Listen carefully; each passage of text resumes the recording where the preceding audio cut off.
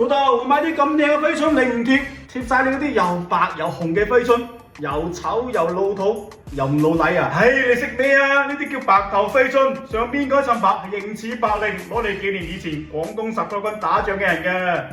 當年你太爺就咁冇咗㗎。唉，依家掛唔到白綾，咪掛白頭飛春啦，好等佢哋識路翻屋企啊！老豆，咩係19路軍啊？聽都未聽過喎。仔，你唔好走啦！你老豆又唔喺度啦，屋企就剩翻一粒仔，你留低啦好唔好？媽，國家有難，匹夫有責，唔止我哋村啊，隔離村、附近嘅村係男嘅都去晒參軍打仗，我哋廣東人打日本仔啫，驚都未驚過啊！仔，咁你記得翻嚟啊！如果不能制裁呢個日本，就世界永不能和平。如果不行，我哋19路軍縱然是係犧牲晒，亦愛請我哋全國同胞嚟聯合一致嚟抵抗呢個暴人。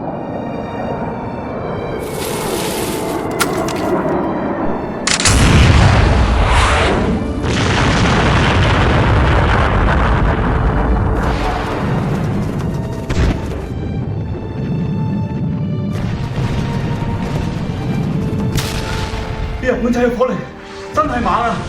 以我哋啲咁嘅裝備，根本就冇辦法衝上去。攞白頭，使乜驚啊？等陣，我揦2個手榴彈衝上去。你點頭，你唔好啊！過嚟睇下，長官有咩指令先啦。我哋廣東人幾時驚攞白頭啊？你記得去我條村同我媽講聲。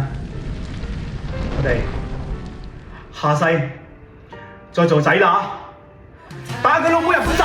廣東佬啊，火氣旺，知榮辱，契弟先至唔敢打日本仔嘅啫。打佢老母日本仔！